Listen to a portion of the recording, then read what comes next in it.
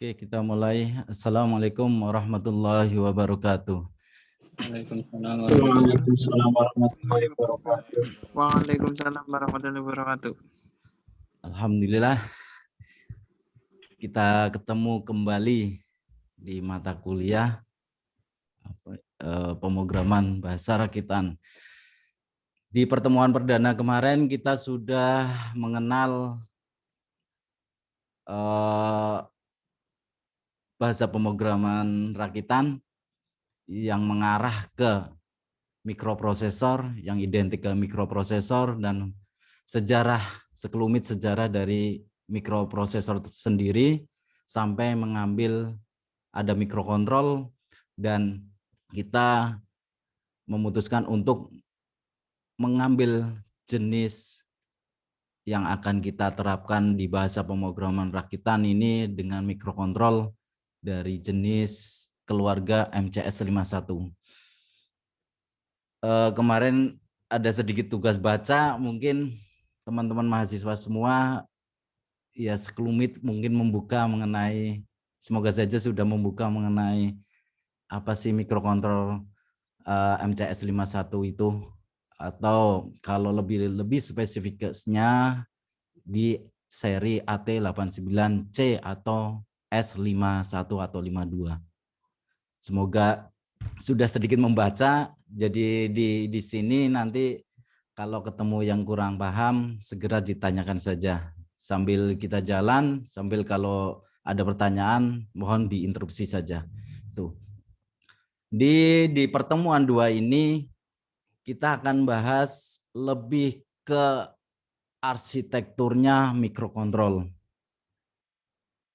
Bolak-balik saya membicarakan bahwa kalau kita masuk ke bahasa pemrograman rakitan yang harus kita kuasai adalah arsitektur dan organisasi memori. Itu yang harus dipegang awal-awal. Jadi setelah itu baru bisa kita masuk ke dalam pemrogramannya. Jadi untuk arsitektur mikrokontrol ini lebih spesifik nanti di keluarga MCS 51, yaitu seri AT89C51 atau 52. Ya, tuh. Oke. Di ini adalah, ini slide-nya kelihatan ya? Kelihatan, Pak. Kelihatan, Pak. Oke, alhamdulillah.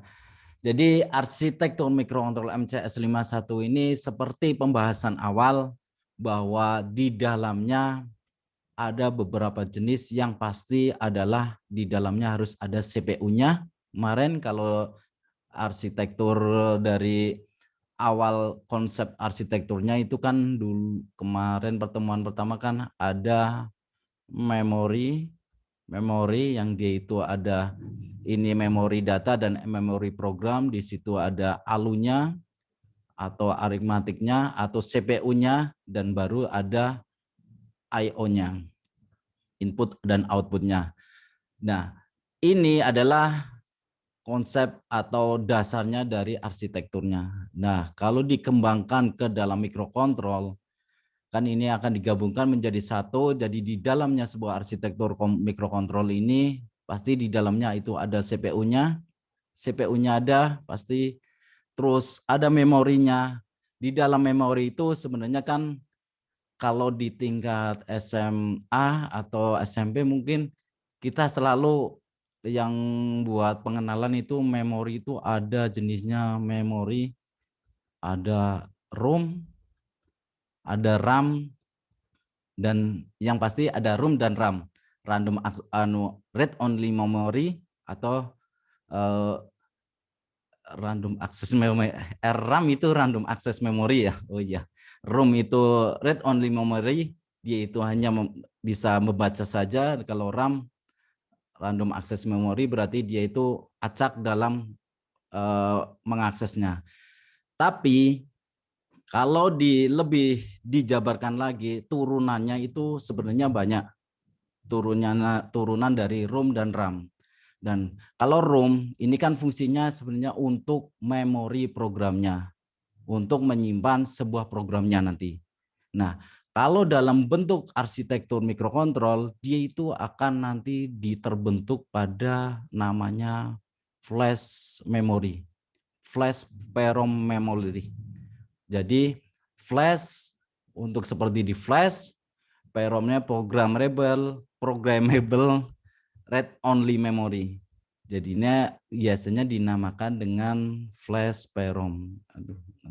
Flash PROM. Flash PROM biasanya namanya ini. Nah, ini untuk fungsinya adalah untuk menyimpan programnya nanti. Semua kita ngedit bikin program rakitan, bahasa rakitan nanti tersimpan ada di sini. Dan ini adalah kapasitasnya ada 12 kilobit. Kalau dengan semama kita nanti menggunakan AT89 C51 kan kemarin hanya saya lupa 8 bit atau 4 bit 4 kilobyte kapasitasnya. Nah, ini kapasitasnya adalah di sini kalau tertulis 12 kilobyte. Dan ini adalah untuk menampung sebuah programnya nanti. Terus yang kalau memori lainnya yang pasti adalah RAM. RAM itu bentuknya seperti random access memory ini. Seperti ini, dia itu ada 25 byte. Berarti ada ruangan laci itu sebanyak 256 laci. Nah, ini untuk papan coret-coretnya nanti. Di sini juga turunan dari RAM atau turunan dari juga kalau itu kan RAM kan dia itu kalau listrik kita putus dia itu akan hilang datanya. Nah, untuk bisa ngakali yang namanya agar kita kalau memprogram ROM, flash PROM, jadi sebentar saya pakai bot ini dulu.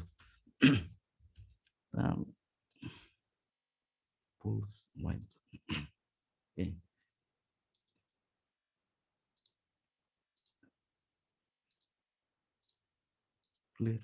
Oke. Jadi kalau kita tahu kan kebanyakan ada ada sebuah RAM, di sini ada RAM dan ROM. Nah, ini turunannya untuk bisa menyimpan ROM adalah untuk menyimpan sebuah program. Tapi kalau di dalam arsitektur mikrokontrol itu biasanya dinamakan dengan flash PROM. Flash PROM ternamakan dengan itu. Nah, dengan ini, nah kalau mengakses memprogram ini, yang namanya jalurnya ini itu dengan prinsip-prinsip yang rumit. Maksudnya rumit apa? Untuk memprogram ini kalau zaman dulu kalau yang UV room atau UV room kan dia itu memakai cahaya ultraviolet. Dibuka misalnya ini ada IC, dia itu di tengah-tengahnya itu ada seperti kaca. Kalau mau memprogram dia itu dicopot terus dipancarkan sinar UV-nya. Kalau tidak diprogram dia itu ditutup. Kan seperti itu. Nah, di flash PROM juga seperti itu sebenarnya dia itu aksesnya itu dengan elektrik. Dengan elektrik misal ini IC-nya atau mikrokontrolnya dengan berbagai prosedur-prosedur yang sangat rumit sekali. Gitu. Dengan sangat rumit. Jadi kalau kita memprogram flash PROM itu harus mengikuti aturan-aturan dari mikrokontrol tersebut. Aturannya kalau saya memprogram isinya itu bagaimana caranya. Apalagi kalau kita memprogram ke dalamnya itu kan kita memprogram sebuah memori. Berarti kalau memori dia itu bentuknya kotak-kotak seperti ini, ada alamannya tersendiri-sendiri. Nah, itu prosedur-prosedurnya. Jadi terlalu banyak aksesnya. Nah, ini untuk mengisi dan atau membaca mengisi dari ROM tersebut. Nah, RAM ini kan fungsinya kan dia itu random access memory dan dia sifatnya elektrik mati, listrik mati, listrik off berarti data hangus, data hilang. Nah, padahal pada suatu sistem kadang-kadang kita membutuhkan sebuah data yang setelah listrik mati itu masih tetap ada. Misal contohnya gini, contohnya Misal kita mau sebuah sistem itu memerlukan data, misal ini sistem ada dia itu akan menyimpan sekarang menyimpan 5 kali 5 sama dengan 10. Berarti yang disimpan adalah nilai 10. Nilai 10 ini kan disimpan di mana? Berarti kan ini disimpan di memori. Di memori. Nah, memori. Apabila kita mau menyimpan di ROM atau flash PROM itu kan nggak mungkin karena prosedurnya terlalu banyak. Dan itu juga hanya bisa dibaca saja. Kalau dihapus tinggal hapus saja. Nah, maksudnya kalau menghapus itu akan keseluruhan akan terhapus. Kalau di flash PROM. Dan itu nanti kalau data 10 ini tersimpan di flash PROM, kan seperti ini kan dia untuk menyimpan program-program. Berarti dia misal ini instruksi sampai di alamat 00011. Misal tersimpan 10 itu di sini, otomatis dia itu nanti akan dianggap sebagai perintah. Jadi mau nggak mau, berarti kan data untuk menyimpan 10 ini dia akan tersimpan di RAM. Gitu. Akan tersimpan di RAM. Nah, tapi kendalanya kalau RAM berarti dia untuk papan coret-coret bisa kita menyimpan sebuah 10 angka 10 ini. Kenapa kita harus misal ini fungsi 10 ini adalah dia itu harus sebagai variabel pemicu nanti seandainya listrik mati, misal ini ada sebuah sistemnya dia meminta misal ada misal apa ya? AC gitu loh. Misal ada 10 derajat, misal 10 derajat dia itu on, 10 derajat ke bawah dia off, misal seperti itu. Seandainya fungsi set variabel ini dia itu difungsikan untuk pemicu antara on dan off, seandainya sistem ini akan listriknya mati, maka kan data 10 ini kan nggak ada. Berarti nggak ada yang memicu antara on dan off. Mau nggak mau dia itu harus tersimpan di tempat yang andai kata listrik mati atau dihidupkan terus dihidupkan lagi, dia datanya masih ada. Nah, mau nggak mau harus tersimpan di RAM, tapi RAM itu kan sifatnya elektrik mati, maka data mati. Maka turunan dari RAM ini biasanya fungsinya itu seperti namanya EEPROM. EEPROM. Erasable,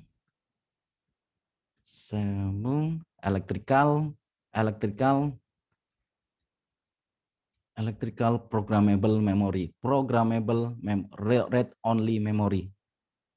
EEPROM, erasable, electrical programmable, read only memory.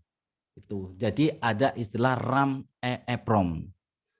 Kita bisa membaca dan menulis secara seperti di RAM. Baca dan tulis itu seperti di RAM. Seperti di RAM. Nih. Kelebihannya dia kalau listrik mati dia itu enggak hilang datanya. Nah, itu namanya EEPROM. Nah, ini kalau melihat dari arsitektur mikrokontrol, dia itu ada di sini, ada EEPROM memory. Nah, ada EEPROM memory. Tapi semua mikrokontrol dari MCS 51 itu belum pasti ada EEPROM-nya. Jadi kalau seri-seri misal AT 89 C51 sampai 52 sampai 53 itu enggak ada. Yang ada hanya di seri AT 89 S8252 itu yang ada EEPROM-nya. Tapi kalau jenis mikrokontroler lainnya seperti AVL terus rata-rata yang dari RISC, instruksinya dengan RISC itu rata-rata ada EEPROM-nya. Bagaimana kalau mikrokontroler ini tidak ada EEPROM padahal kita membutuhkan sebuah sistemnya, maka biasanya menggunakan EEPROM eksternal. Gitu. EEPROM ini mau nggak mau akhirnya saya membahas EEPROM. Jadi EEPROM ini seperti kalau mahasiswa semua pernah bongkar yang namanya kayak apa ya? Kayak TV aja di dalamnya, atau TV atau mainboard atau sistem-sistem lainnya mungkin yang dengan mikrokontrol biasanya ada ini, misal mikrokontrolnya sampingnya itu ada IC kecil, biasanya serinya itu AT atau 24 atau 26. Nah, ini biasanya namanya EEPROM di luar. Makanya kalau servis-servis TV rata-rata yang diprogram apanya? Yang diprogram adalah EEPROM-nya. Kalau TV-nya rusak, biar memperbarui dari firmware-nya atau isinya. Nah, itulah fungsi dari EEPROM itu seperti itu. Untuk pemicu-pemicu dari setiap programnya. Nah, itu. Seandainya nanti kita nggak memerlukan sebuah EEPROM, itu juga tidak usah terpasang. Itu hanya kita kalau sistem itu kita memerlukan sebuah penyimpan yang tidak terhapus pada saat listrik mati. Nah, fungsinya ini masih banyak sebenarnya di aplikasi-aplikasi elektronik. Pokoknya jenisnya seperti itu. Ada sebuah, kalau pengen tahu ya, sebuah IC seperti ini aja. Dia itu kakinya ada 4. Kakinya 4. Nah, itu biasanya tertulis AT24. Nah, ini adalah memori. Sebenarnya ini memori. Itu. Nah, oke. Lanjutnya kalau melihat dari arsitektur ini ada SPI, Serial Programmable Interface. Dia itu seperti memprogram secara serial. Ini juga tidak ada semua. Setiap jenis mikrokontrol ada UART. Nah, ini UART ini adalah model bagian untuk komunikasi serial. Ini kasih serial. Fungsinya itu. Kan kita ada komunikasi serial itu ada 2 jenis, sinkron dan asinkron. Mungkin yang kalau kita mencolokkan, kalau zaman dulu itu kita mencolokkan HP antara HP 1 dengan HP satunya lagi, atau antara Bluetooth 1, Bluetooth-nya lain, dia itu biasanya ada komunikasi serial. Cuma 1 jalur, nah itu dia memakai sinkron atau asinkron. Nah, nanti kita bahas di komunikasi serial di pertemuan-pertemuan akhir. Oke, selanjutnya interupsi. Interupsi itu seperti kemarin juga ada program berjalan, kok tiba-tiba kita hentikan, nah itu namanya interupsi. Nah, ini juga nanti kita bahas di akhir-akhir. Nah, yang pasti ada yang baru itu adalah seperti osilator, watchdog. Watchdog ini mungkin nanti kita nggak bahas, dia itu seperti mode sleep, mode on dan mode sleep. Mode ibaratnya meminimalisir, mode tidur meminimalisir dari tenaga. Nah, ada external control memory, ini mungkin nggak kita bahas nanti. Soalnya kita juga di MCS51 ini tidak digunakan, dan yang pasti adalah nanti di I/O port dan timer dan counter itu. Nah, di dalamnya itu seperti itu. Pokoknya inilah di dalam dari mikrokontrol, dan semua komponen ini dia terhubung dengan yang namanya jalur. Nah, inilah jalurnya. Jadi kita kadang sering melihat atau sering mendengar yang namanya ada jalur ada jalur bus. Ini antara menghubungkan komponen satu dengan lainnya, itu kan namanya bus. Nah, kita sering mendengar namanya bus kontrol, bus alamat dan bus data. Nah, itu bus data. Nah, ini nanti kita juga akan bahas ini Nah, tapi kalau yang dari sini, inilah untuk menghubung dari bus-bus ini, menghubung dari antara CPU ke memori, ke SPI, dan segala macamnya yang ada di dalamnya itu menggunakan bus-busnya. Istilah bus nanti lebih detailnya nanti di pertemuan mungkin nanti akan membahas mengenai yang input dan outputnya di situ. Oke. Ini adalah arsitektur mikrokontrolnya. Nah, masuk ke dalam lagi, kalau kita membuka sebuah dataset, biasanya kalau komponen-komponen elektronika atau komponen dia itu mempunyai mikroprosesor atau apalah komponen-komponen itu biasanya pabrikan dia itu mengeluarkan sebuah documentation atau istilahnya kalau di elektronika itu datasheet. Berarti data-data yang ada di dalamnya itu dijabarkan di sana. Namanya datasheet. Kalau kita melihat dari datasheet, sebuah arsitektur yang ada di dalamnya MCS 51 ini seperti ini. Itu tadi secara gambaran umumnya, ini akan lebih ke detailnya lagi. Ini bisa melihat lebih detailnya, ini seperti ini, yang pasti di dalamnya itu ada ALU, pokoknya urutannya itu ada port serial, terus RAM, ada registering, terus ada pointer, dan segala macam, itu yang lebih detail lagi. Dan dia tergabung oleh bus-bus. Itu. Dan ada osilator, oke. Nah, ini adalah bentuk dalamannya dari mikrokontroler itu. Kalau dari fasilitas, ini kalau diterjemahkan menurut datasheet-nya, dia itu seperti ini bentuknya. Menurut ini saya ambil dari datasheet-nya, berarti bahwa MCS 51 atau nanti AT89C51 itu yang pertama adalah kompatibel dengan produk MCS 51, berarti satu keluarga. Instruksinya juga nanti sama. 8 KB in system programmable flash memory, berarti kapasitas memorinya untuk menyimpan program adalah 8 KB. 8 KB. Tuh. Sistem operasi itu 5 volt. Nanti tegangan kita bahas kayaknya di saat rekayasa perangkat keras. Mungkin anggap saja sekarang 5 volt gitu aja. Tapi maksud dari 5 volt mungkin bahas di rekayasa perangkat keras. Oke. Sistem clock-nya, kecepatannya dia itu bisa nerima sebenarnya dari apa ya, 1 hash, sebenarnya 0 hash kan dia itu nggak bekerja, berarti 1 hash sampai 33 MHz.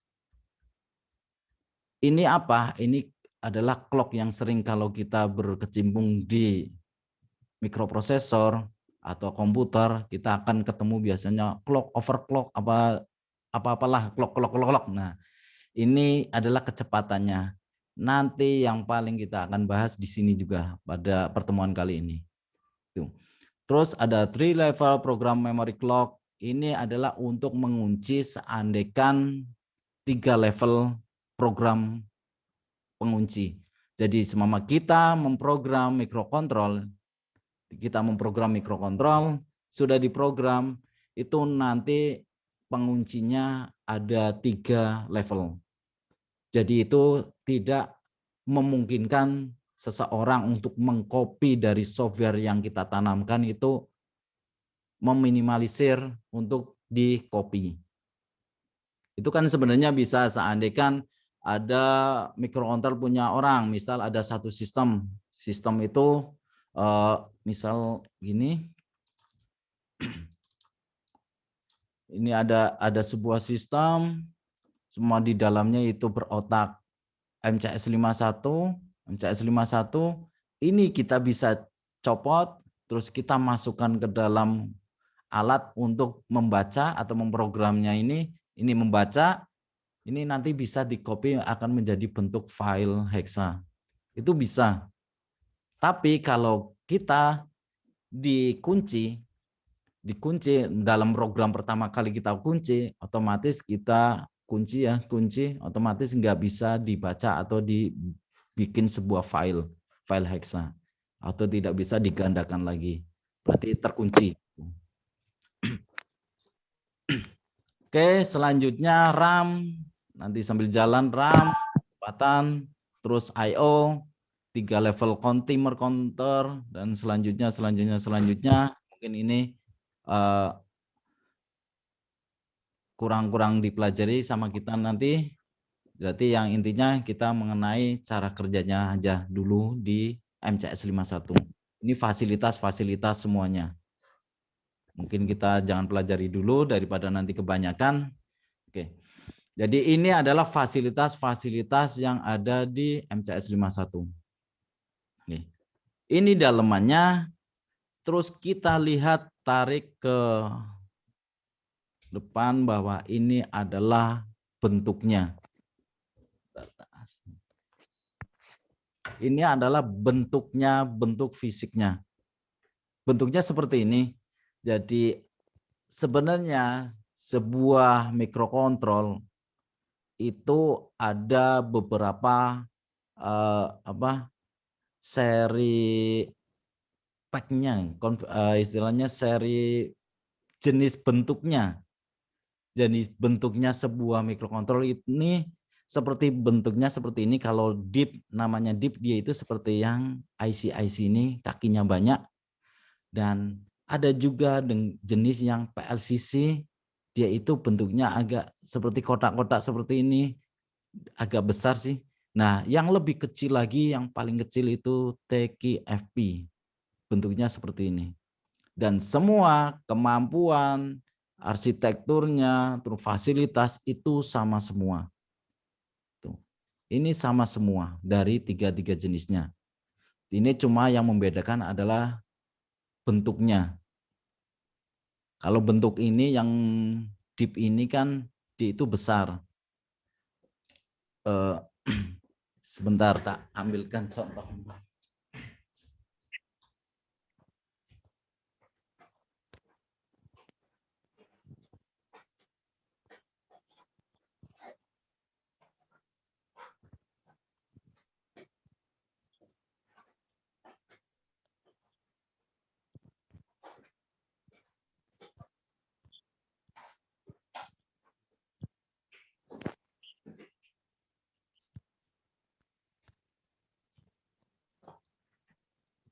Carikan contohnya malah di bawah.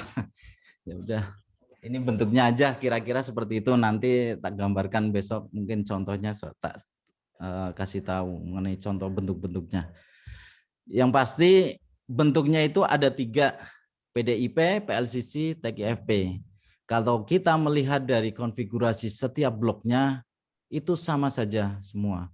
Cuma tata letaknya, misal ini ada VCC 40, kita cari di sampingnya juga itu jelas ada VCC-nya juga. Mungkin di bagian ini 44, nah itu bentuknya. Terus ini ada P0, dia itu ada di sini juga P0. Nah, itu semua sama. Ini juga ada di sini, P0 ada di sini. Nah, itu semuanya sama. Kaki yang ada di sini, kaki yang ada di sini itu sama, cuma tata letaknya gitu.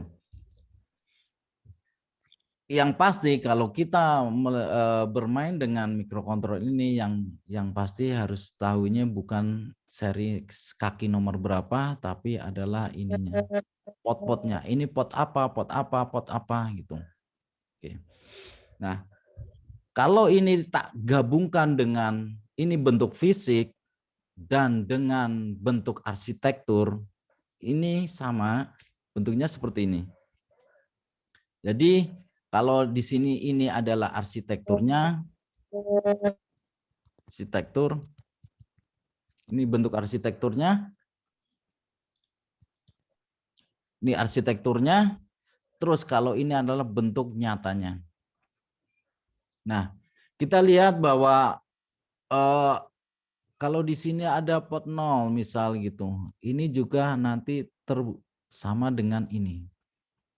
Ada pot 2 misal gitu. Nah, ini ada di sini bentuk nyatanya.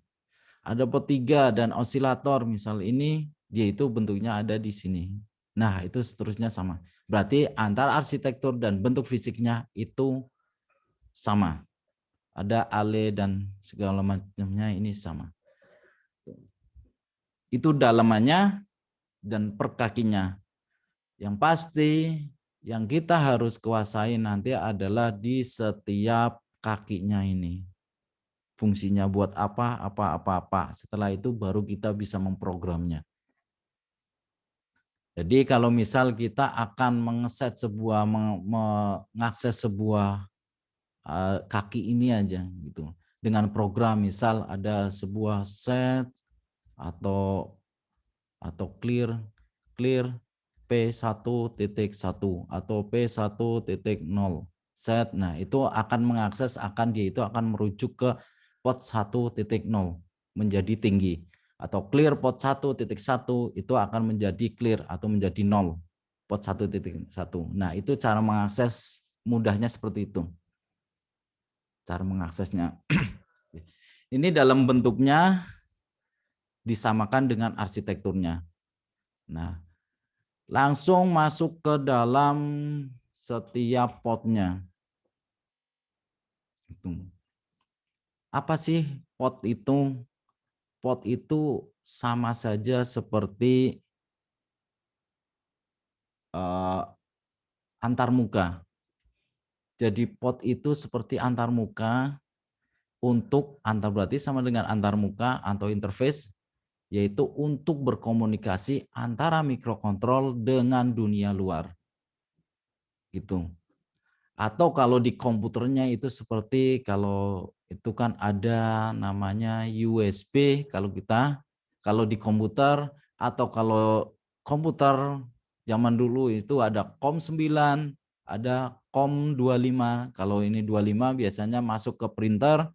Nah, itu printer COM9 juga dulu untuk komunikasi dengan HP atau dengan perangkat-perangkat lain. Biasanya ini untuk komunikasi.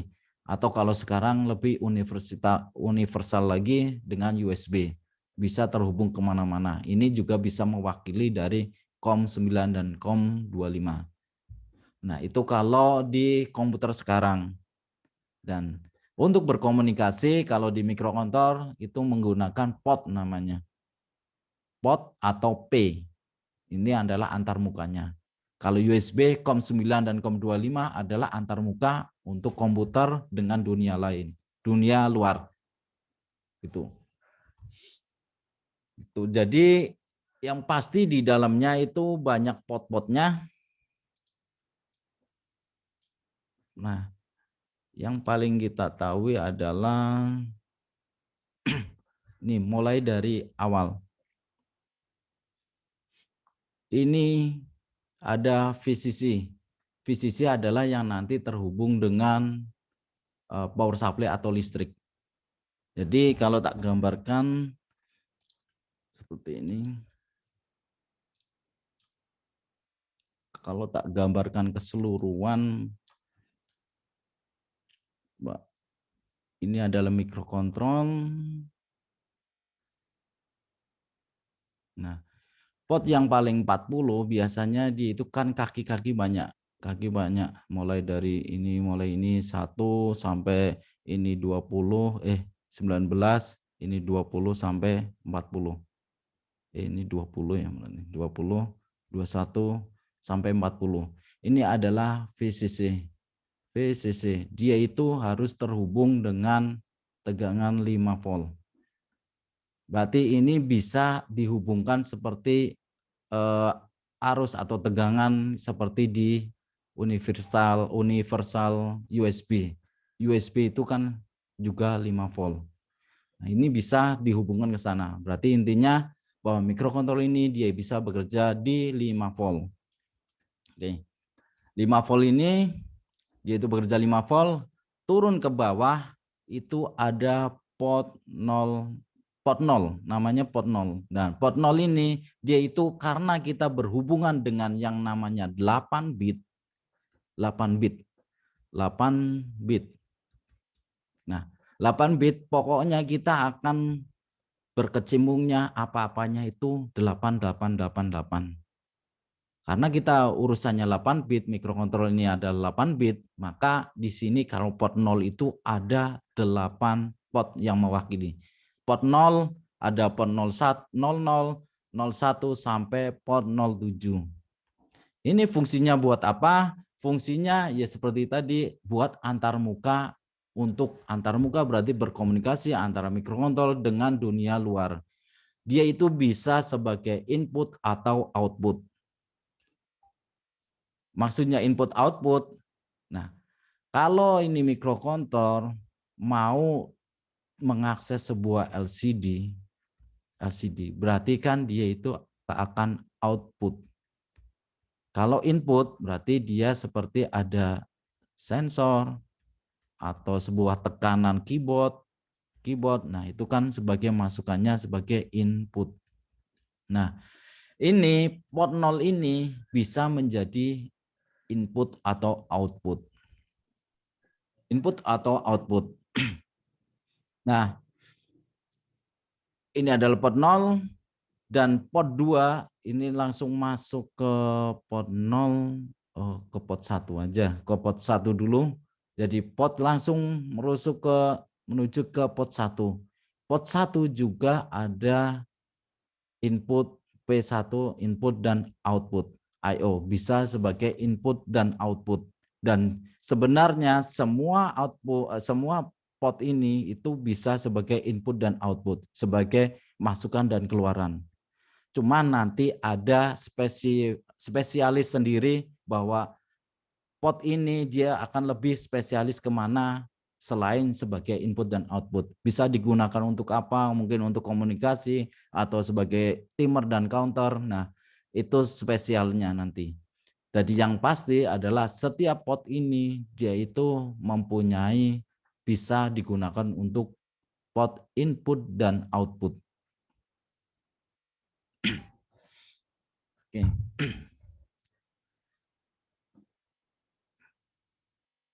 Sampai sini ada pertanyaan?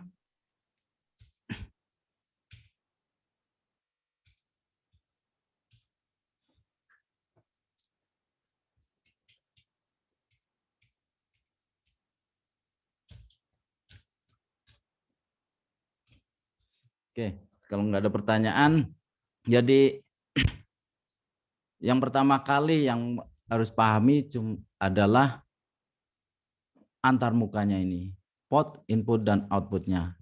Kita harus familiar dengan port 0, port 1, port 2, dan port 3. Tuh.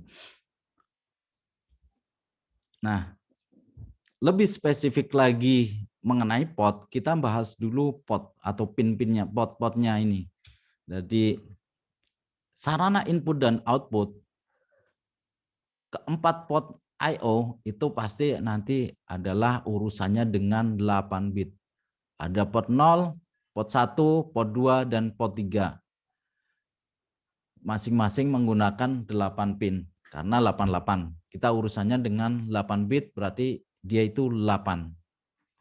Dan semua port pada reset dikonfigurasikan sebagai input dan digunakan sebagai port input. Maksudnya ini adalah setiap mikrokontrol dia pertama kali dia akan dihidupkan, dia itu akan berlogika satu. Gini. Jadi istilahnya mikrokontrol pertama dihidupkan on, dia itu akan berlogika satu. Dengan logika satu, dia akan terkonfigurasi menjadi siap menjadi masukan. Itu akan siap untuk menjadi masukan. Kenapa masukan bukan keluaran? Sekarang ambil contoh. Misal ada sebuah keyboard atau push button. Push button seperti ini tergambar. Dia ini nanti dia itu merujuk ke tak gambar lebih besar lagi aja nanti. Nah, ini ada keyboard.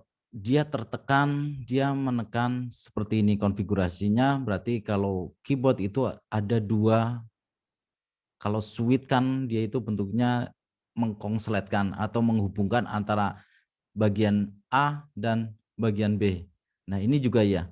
Nah, yang satu dia terhubung ke mikrokontrolnya. Nah, dan untuk bisa, dan yang satunya dia itu terhubung ke ground atau ke nol. Tidak usah pakai resistor, anggap aja ini pakai ground. Atau ke nol, ke min, atau ke min. Nah, untuk bisa mengetahui bahwa mikrokontrol ini terjadi perbedaan logika atau mengetahui bahwa ada sesuatu input, itu bagaimana? Berarti kan otomatis kondisi yang ada di kaki itu adalah kondisi 1. Pada saat dia di kondisi 1, ini belum tertekan, berarti kan otomatis di titik ini adalah masih 1 logikanya. Dan di sini ada 0. Nah, pada saat tertekan, tekan, dia konslet, otomatis yang satu akan kalah, akan menjadi sini akan logikanya 0. Dan di sini juga 0. Nah, ke 0 ini yang akan dideteksi oleh mikrokontrol atau dideteksi oleh program kita nanti. Oh, berarti kalau ada logika 0, berarti itu ada masukan, sesuatu masukan gitu. Berarti kalau misal kita dalam program, misal nanti kita akan familiar dengan yang namanya flowchart. Ada star mungkin untuk deteksi, yaitu ada tekanan bahwa di pot 1, misal anggap aja ini pot 1 apakah dia itu sama dengan 0? Itu nanti programnya akan seperti itu, bahwa pot 1 apakah dia 0? Kalau tidak berarti dia itu kembali lagi dan cek lagi apakah 0, apakah 0, apakah 0. Kalau semua dia tercek atau sudah iya, di sini kan no, misal no. Di sini no, di sini yes atau ya, maka keluarkan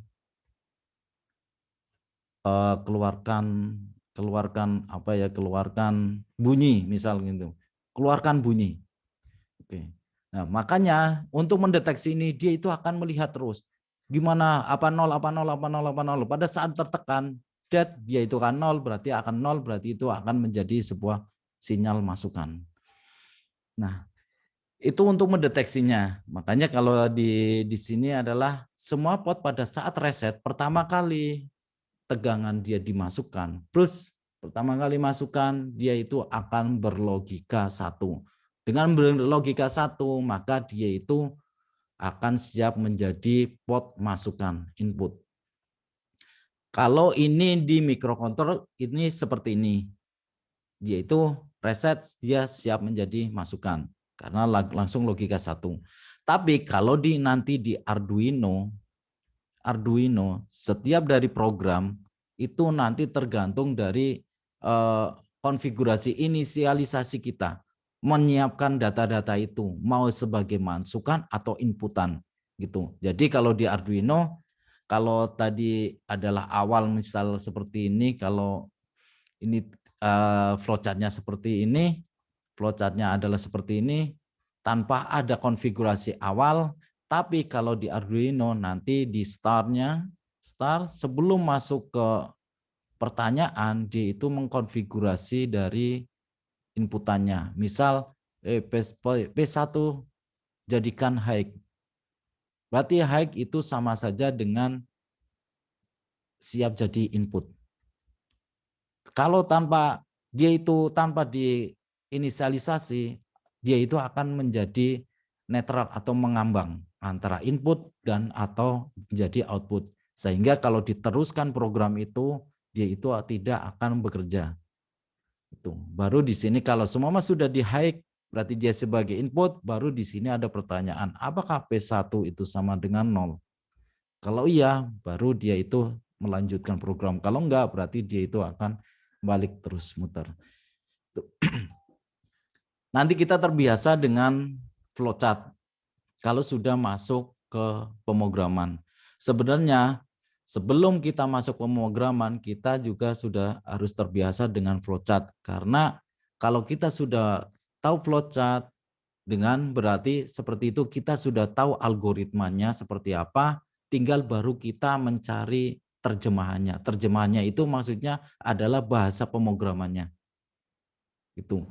Nah, biasanya kalau kita membuat sebuah program ini semama ini adalah algoritmanya atau flowchartnya. Ini adalah flowchartnya, algoritma. Setelah itu kita sudah tahu flowchartnya. Oh, berarti setelah itu algoritmanya berarti seperti ini. Ini ada algoritmanya. Setelah itu kita cari seperti kamus dari instruksinya. Kamusnya lah, anggap aja kamusnya. Oh, kamus. Baru setelah itu kita cari, oh kalau berarti dengan P1 sama dengan high itu kamusnya apa sih? Nah, setelah itu tahu tinggal kita catat di program bahasa rakitannya. Misal P1 sama dengan high berarti set P1 gitu. Nah, ini sama saja seperti itu algoritmanya. Jadi kita nanti harus biasakan dengan flowchart. Setelah itu kita baru cari terjemahannya, penerjemahan baru masuk ke programnya. Itu untuk mempermudah agar kita tidak terlalu mengingat. Oke, itu sebagai wacana saja. Jadi nanti kita akan ke sana. Kembali ke pot lagi. Jadi ini sudah pot sebagai akan menjadi pot masukan. Ketika 0 pertama ditulis ke pot itu menjadi sebuah output. Seperti tadi kalau kita tidak menginputkan atau mengsetkan atau mensatukan dari kondisi pot itu akan menjadi 0 atau akan menjadi output. Ini.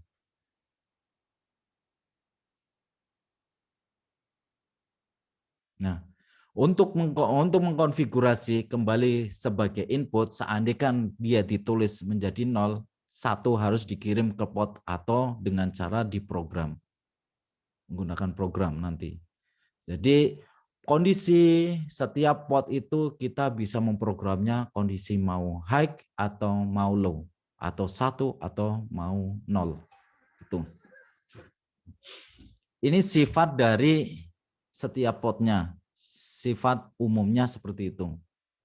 Nah, kita masuk ke yang lebih detail lagi di pot 0. Di pot 0 langsung masuk ke konsentrasi di pot 0 saja. Karena selain dia itu sebagai input output, dia mempunyai fasilitas lain.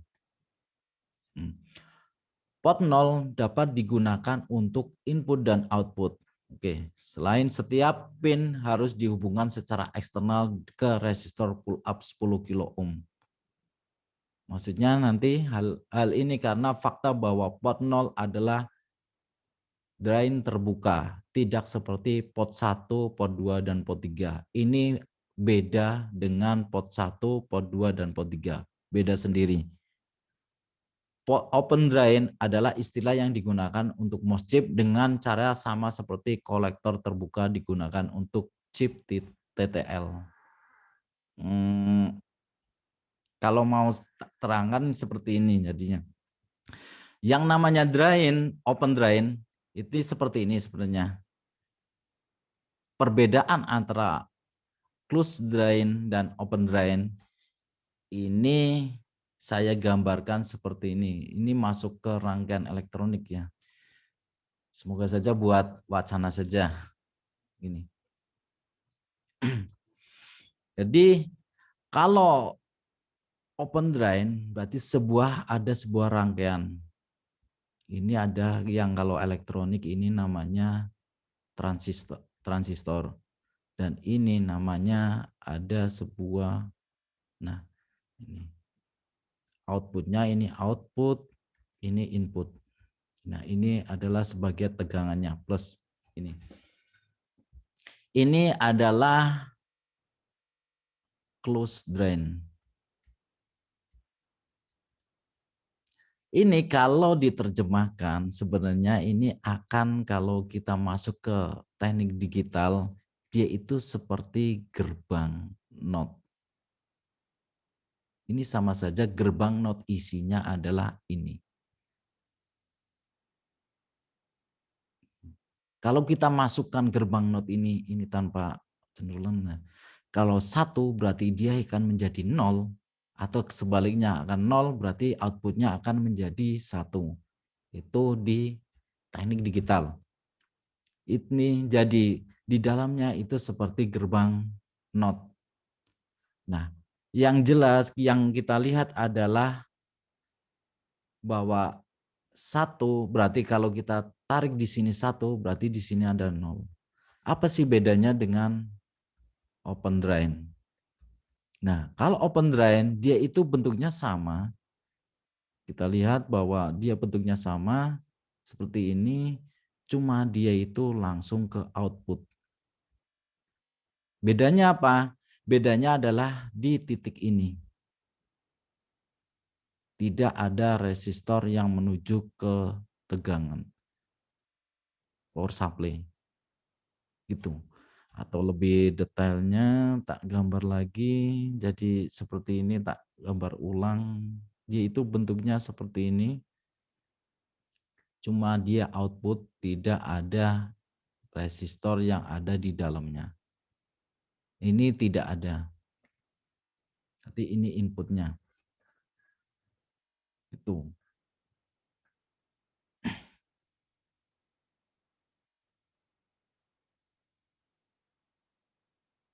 Jadi ininya nggak ada.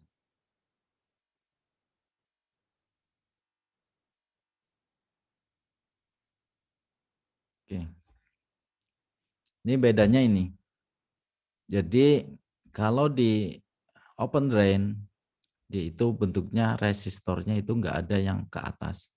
Kalau close drain itu ada di resistor yang ada di bawahnya. Apa sih dampaknya? Nah, dampaknya kalau kalau kita mengetahui rangkaian listrik, dia itu kalau 1 berarti dia itu kan yang namanya transistor kan dia itu seperti saklar. Kalau lebih detail lagi nanti pusing, jadi ibaratnya dia itu akan seperti saklar, anggap aja saklar. Berarti kalau saklar dia cuma on, off, hidup dan mati. Seandainya anggap saja ini sebuah air, bahwa ini air, seandainya dia akan menjadi 1, di sini 1, otomatis dia itu akan terhubung konslet.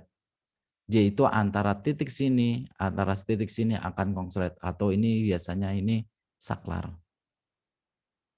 Nah, dia itu akan terhubung. Berarti konslet berarti dia itu akan mengikuti logika yang ada, yang namanya ground itu namanya logikanya 0.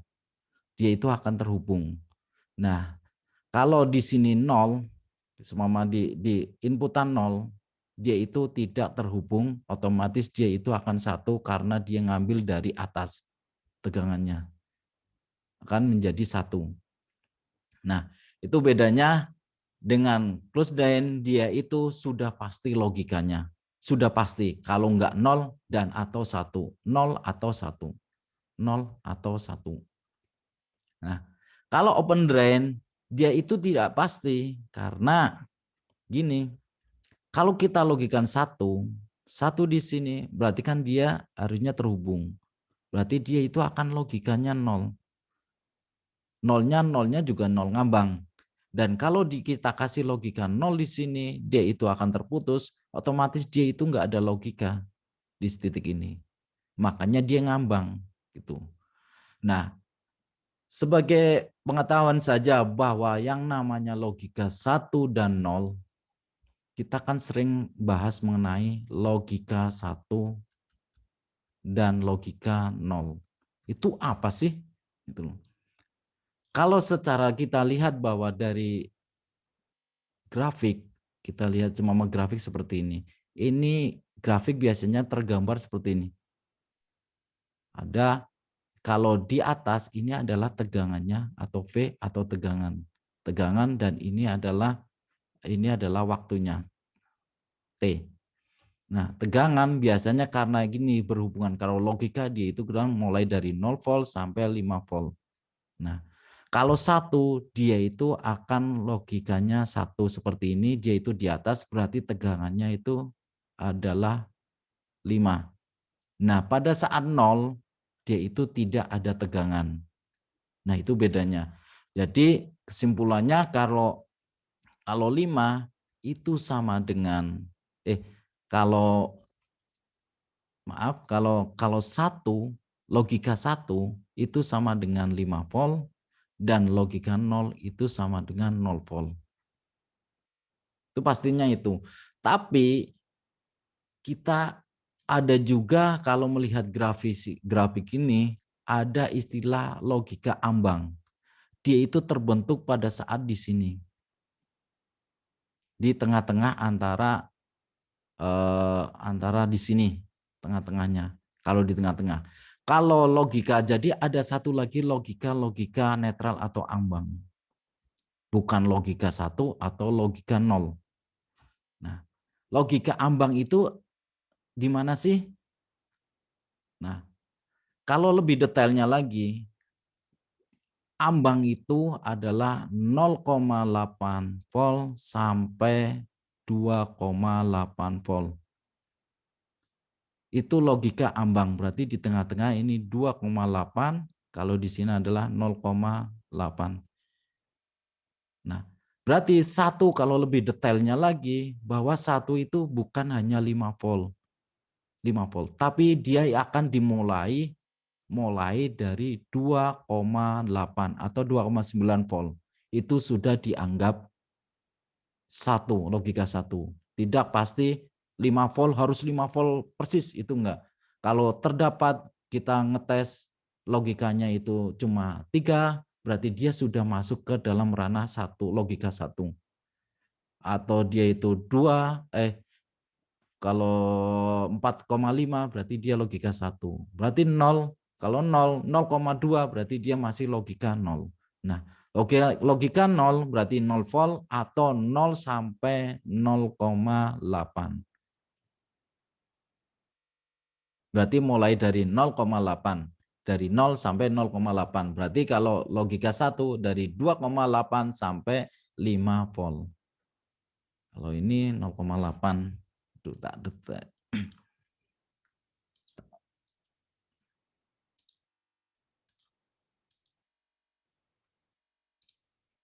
Oke. Jadi saya ulang lagi bahwa kalau logika 1 itu 2,8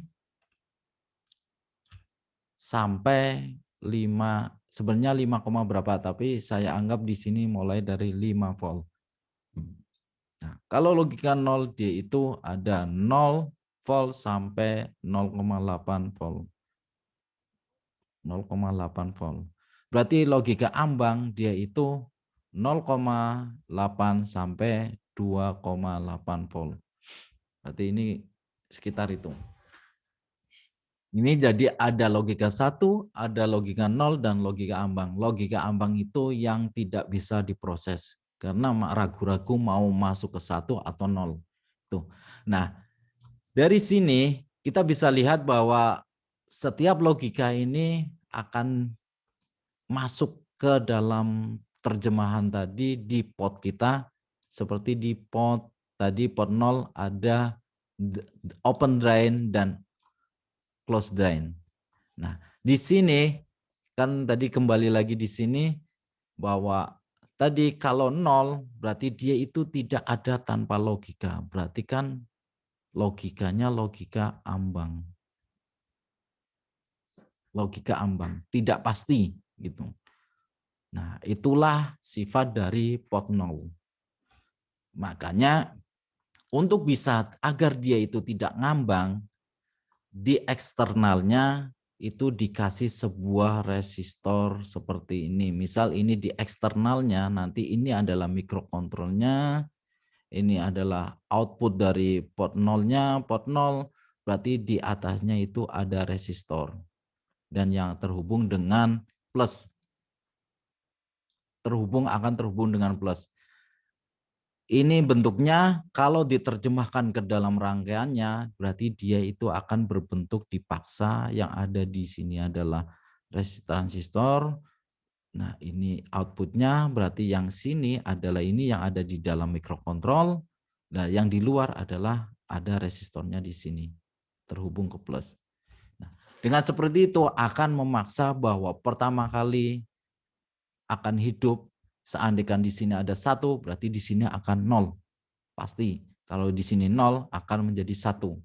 Nah, itu. Di perbedaannya jadi kembali ke slide tadi.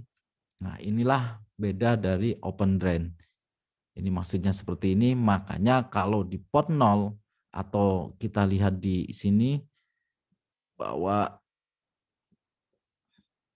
di pot 0 ini, di bagian ini kaki yang ujung mulai dari 32 sampai 39, dia itu akan seandainya itu harus ada resistor yang ada di atasnya seperti ini.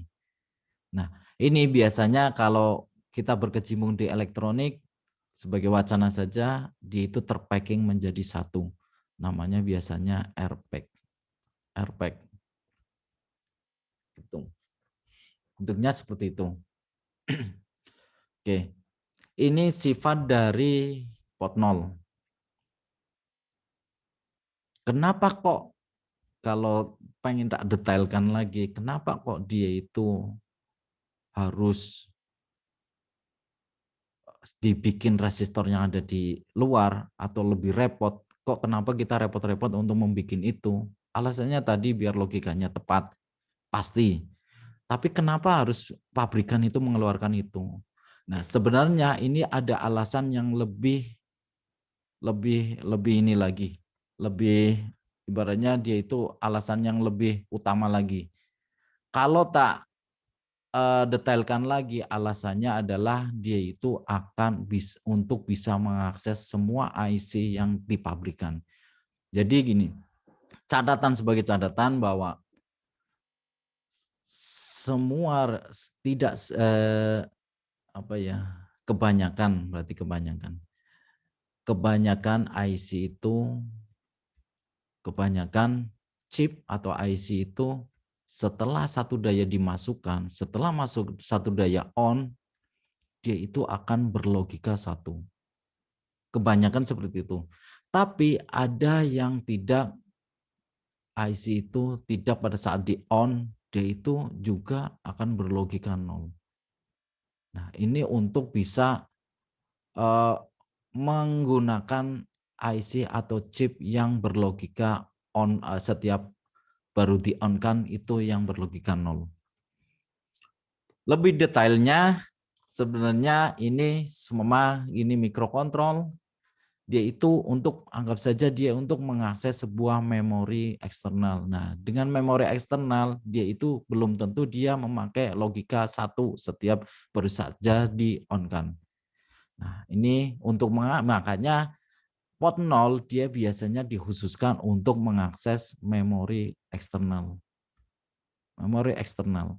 Dan memori eksternal ini kalau yang lama-lama dia itu akan berkomunikasi dengan paralel.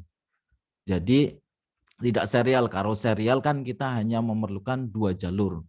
Tapi kalau paralel semua potnya itu akan terhubung. Jadi ada pot 0.0 sampai pot 0.8 itu akan terhubung. Itu. Tidak sekedar itu adalah untuk bus yang namanya ini nanti akan menjadi bus.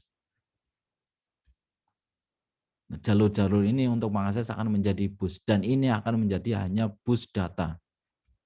Dan bus alamat lagi nanti beda lagi. Itu. Ini sebagai wacana saja bahwa fungsinya untuk itu. Oke.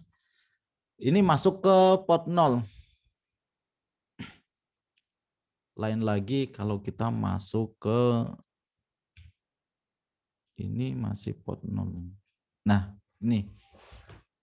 Nah, ini alasannya masih pot 0. Jadi pot 0 juga ditetapkan sebagai AD0, AD7 atau ibaratnya dia itu jalur data sebagai jalur data. Memungkinkannya digunakan untuk alamat dan data. Nah, ini maksudnya tadi.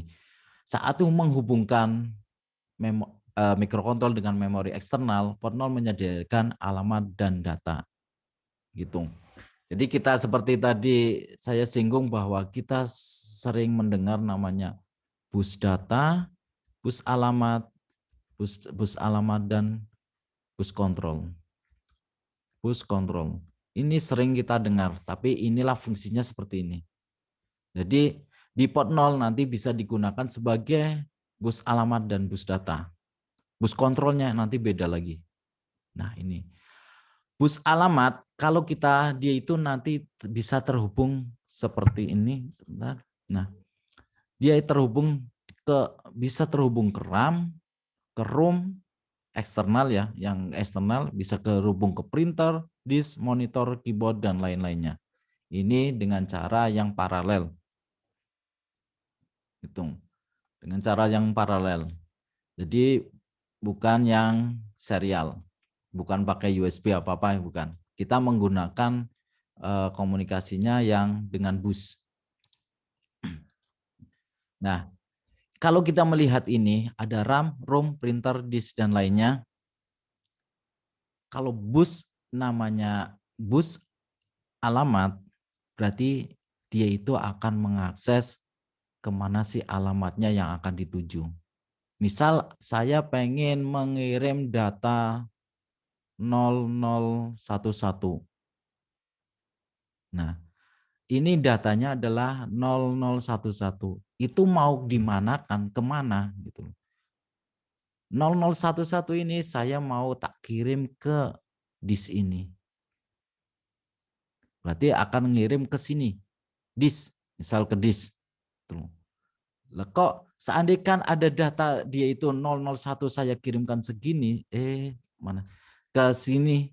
Berarti kan semua antara titik sini, titik sampai titik sini, antara keyboard, monitor, disk semuanya itu kan akan menerima data itu, gitu loh. Dia akan menerima. Nah, padahal saya hanya menuju ke disk, tidak menuju ke semuanya. Nah, bagaimana cara biar saya nanti tersimpannya ada di disk, bukan di beda salah alamat atau ke keyboard lagi. Itu. Makanya di situ ada namanya bus kontrolnya. Bus alamatnya tadi seperti itu, berarti bus datanya ini seperti ini. Nah, itu ada bus datanya, bus alamatnya. Nah, makanya kalau RAM, ROM, printer, dan disk itu biasanya dia punya alamat sendiri-sendiri sesuai dengan pabrikannya. Nah, nanti istilahnya kalau disk, misalkan ya, kalau disk dia mempunyai, saya punya alamat, kalau saya digabungkan ke bus, saya alamatnya adalah 0111. Misal gitu. Oh, kalau ROM berapa? ROM yaitu alamat saya adalah 0110. Kalau RAM berapa? Nah, RAM berapa? Berarti 0100 misal seperti itu. Dengan ngirim dengan alamat pertama kali saya menuju ke disk 011, berarti yang masuk ke 011 ini adalah 011, dia itu adalah memakai jalur bus. Jalur bus alamat. Nah, ini datanya ini nanti akan menggunakan jalur data, bus data. Dan kontrolnya ini buat apa fungsinya? Nah, kontrolnya ini akan membuat misalkan dia itu di alamat itu, misal di alamat di sini, saya posisinya mau membaca atau menulis. Gitu. Kontrolnya itu. Saya mau membaca atau menulis. Kalau membaca berarti konfigurasikan disk ini untuk dibaca. Itu fungsinya dari kontrol bus. Atau mau menulis berarti tolong posisikan bahwa disk ini sedang akan ditulis. Akan saya tulis. Setelah posisi dia itu kontrol bus ini mengatur itu, saya pengen tak tulis disk ini. Posisikan sekarang. Setelah diposisikan baru datanya itu akan keluar dan akan menuju ke disk. Nah, itu yang istilahnya cara kerja dari bus-bus itu. Jadi kita nggak bisa lepas mengenai bus alamat, bus data, dan bus kontrol. Kalau tanpa ada bus-bus itu, maka bisa dibayangkan bahwa jalur yang akan masuk itu banyak banget. Mungkin ratusan atau ribuan. Apalagi itu kita berhubungan dengan bit. Semua kita 8 bit, berarti satu jalur itu membutuhkan 8. Berarti seandainya kita nyampe sekarang 32 bit aja, berarti jalur yang dibutuhkan adalah 32 dan semua peripheral yang ada di luar itu 32 jalur. Berarti itu kalau diterapkan di mainboard mungkin nggak sekecil sekarang. Nah itu, ini untuk meminimalisir dari komunikasinya memerlukan dari jalur-jalurnya. Itu fungsi dari port 0. Sampai sini ada pertanyaan? Mungkin apa banyak yang bingung? Bingung, Pak. Iya. Nah ya, pelan-pelan ya. Ya, belum praktek juga masih belum bisa ada bayangan kalau belum praktek, Pak. Iya, oke. Pelan-pelan saja. Saya juga ngomongnya juga udah capek. Boleh tanya, Pak? Monggo. Oke. Nuhun sewu. Itu kan di address busnya itu kan berarti semuanya kalau kita mau yang tadi itu mengirim 0011 itu kan semuanya dapat nggih, istilahnya napa nggih bahasane. Istilahnya dapat semua nggih. Berarti kalau misalnya masing-masing kan ada alamatnya, itu ada 011 untuk di SRAM sekian-sekian, terus room juga sekian-sekian. Kalau misalnya perintahnya itu tidak dikasihkan alamat, apakah akan masuk ke semuanya apa malah tidak berjalan gitu, Pak? Apa gimana? Ya. Jadi seandainya bus address adalah dia itu yang akan merujuk ke setiap komponennya. Address itu kan setiap, jadi misal di RAM itu dia alamatnya seperti tadi, misal ada di sini ada 0110, di sini adalah 0100. Oke, itu sudah dapat alamat. Kalau kita ngirim sesuatu sudah dapat alamatnya menuju. Nah, terus datanya sebenarnya dia itu ada di sini yang bus data ya. Bus data itu adalah 0011. Berarti 0011 ini sudah berada di posisi masing-masing peripheralnya. Sudah siap menerima semua. Nah, yang bisa membedakan bahwa mana yang akan dibuka itu adalah bus address-nya ini. Nah, bus kontrolnya sebenarnya ini kan Anda akan mengontrol mengenai buka atau tutup. Buka atau read atau write. Read, write. Posisi read atau write. Baca atau tulis. Sebenarnya oke, sekarang saya akan menulis. Posisi di bus ini juga akan posisi menulis, misal ada dia logikanya 0 misal. Berarti posisi menulis semuanya akan berlogika 0, siap untuk menulis. Siap untuk menulis. Nah, itu siap untuk menulis. Tapi bus alamatnya ini yang membedakannya di bus alamat. Di misal 011, saya akan menulis di 011, berarti saya kirim 011. Otomatis yang on, padahal semuanya sudah siap untuk menulis. Berarti yang otomatis yang on, dia itu menunjuknya ke 011. Padahal kalau kita nulis 011, di ini juga di sini tertulis 011. Ini 011. Sudah menerima 011. Tapi 011 ini di monitor itu enggak dikenal. Saya enggak kenal itu. Itu buat saya apa enggak? Atau ini buat saya atau enggak? Bukan. Oh bukan. Berarti ini bukan 011. Padahal di sini ngirimnya adalah 011. Nah yang bisa menerima adalah di disk ini.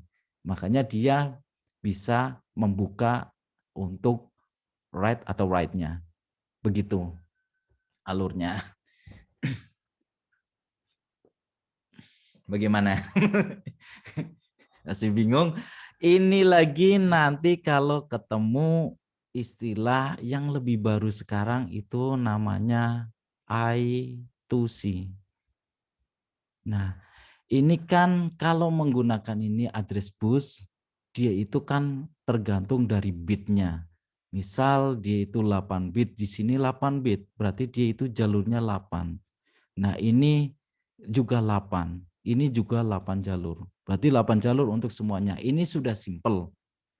Nah, sekarang itu akan ada simple lagi, I2C, interface control. Dia itu cuma untuk menggabungkan semua ini atau menggabungkan semua ini 1, 2, 3, 4, 5, 6 sampai 32 device itu cuma dengan 2 jalur. Itu. Saya contohkan misal di sini. Jadi kalau ini buat gambaran, siapa tahu nanti baca-baca nanti juga kita akan membahas ini juga. Jadi ini misal mikrokontrol. Kalau tadi kan kita ada device, ada 1 device, 1, 2, 3, 4 sampai mungkin ada 20 gitu. 20 device, 1, 2, 3. Dengan teknologi itu sih ini cuma memakai 2 jalur. 1 dan 2. Nah, ini. Seperti ini. Nah, ini sudah bisa untuk mengontrol bus alamat. Di dalamnya ada bus alamat, bus data, dan bus kontrolnya. Nah, bagaimana caranya? Nah, inilah karena itu interface control, dia itu dengan serial. Nah, nanti mungkin sebuah data itu, ini lebih detail lagi, maaf. Jadi sebuah data misal dia komunikasi seperti ini besarnya. Nah, besarnya ini kita 8 bit, 8 bit. Oke. Jadi ada kita bagi mengenai 8 bit. Ini ada 8 bit, 1, 2, 3, 4 sampai 7, 1, 2, 3 sampai 7, 1, 2, 3 sampai 7. Nah, ini dibedakan mengenai ini misal bus alamatnya, bus alamat ini akan jadi bus data dan ini akan bus kontrolnya.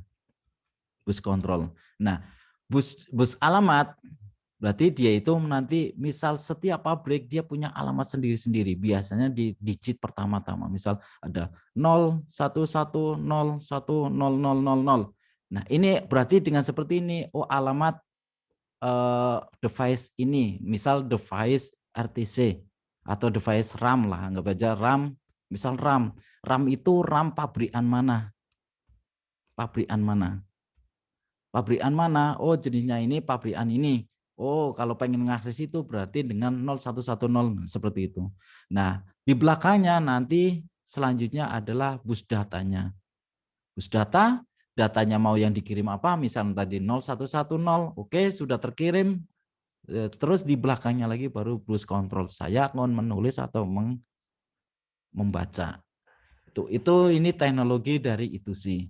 Nah, ini device yang akan terhubung itu bisa lebih dari 30 device banyaknya. Cuma dengan 2 jalur. Gitu. Nah, ini nanti kita praktekkan mungkin di rekayasa perangkat kerasnya. Kalau di sini kayaknya nanti terlalu jelimet soalnya nanti aturan komunikasinya banyak banget. Nah, mungkin nanti di rekayasa perangkat kerasnya. Nah, ini kan kita bisa membedakan mengenai bus alamat, bus data, dan bus kontrol. Oke, ada pertanyaan lagi? Monggo.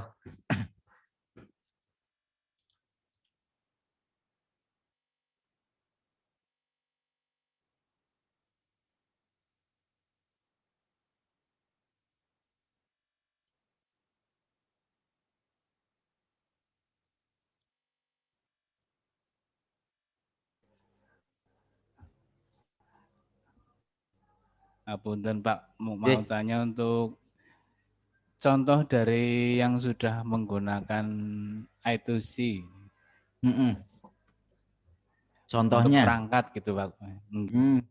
contohnya itu malah kalau sekarang banyaknya, misal banyaknya itu contohnya jenengan nanti bisa lihat kalau sensor-sensor atau mungkin yang menggunakan teknologi itu biasanya ada LTC, real time clock atau real time clock. Dia itu untuk data-data, menyimpan data-data, atau pewaktu real time clock dia itu untuk perhitungan waktu real time clock. Nah, ini juga nanti kita bahas mengenai real time clock, tapi bukan dari segi device-nya, tapi cara menghitungnya. Nah, ini ada RTC yang mungkin seri DS3231, atau sekarang itu ada sensor suhu, itu juga ada teknologi itu sih, dia menggunakan itu sih, jadi jalurnya cuma 2, terus apalagi kayaknya banyak aplikasinya, atau room belum ketemu, belum pernah itu. Jadi misal kalau saya pengen bikin sebuah jam aja, ini mikrokontrol, kita cuma dengan menggunakan itu sih, yang terhubung cuma ada jalur tok, 2 jalur, ada bagian clock dan datanya, itu cuma 2 jalur tok. Kalau contoh-contohnya yaitu seperti RTC DS3231 utamanya itu. Kalau sensor-sensor sekarang yang pakai itu sih banyak, tapi saya lupa seri-serinya.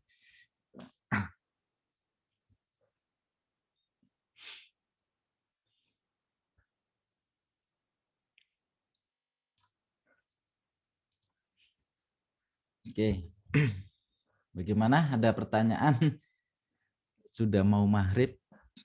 Atau kita break dulu, nanti kita lanjut jam berapa? Jam 6.45 ya. Kita lanjut, nggih. Nggih. Oke, Pak. Nggih. Kita lanjut nanti jam 6.45, kita break dulu maghrib. Jadi saya tutup sementara ini. Wassalamualaikum warahmatullahi wabarakatuh. Waalaikumsalam warahmatullahi Waalaikumsalam wabarakatuh. warahmatullahi wabarakatuh.